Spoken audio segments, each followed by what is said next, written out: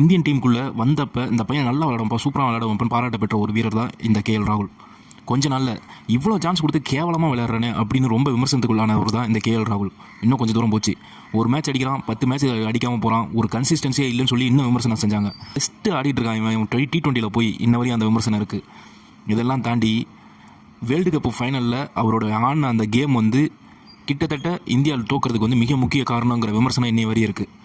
But இது எல்லாமே அவனை பெருசாக பாதித்தாலும் அந்த பையன் அவன் கேம் மேலே செம்மையாக நம்பிக்கை வச்சான். அந்த கேமை ரொம்ப மதித்தான். அந்த கேமுக்கு ஓவர் இன்புட் கொடுத்தான். அந்த கேமுக்கு ரொம்ப மரியாதை கொடுத்தான்.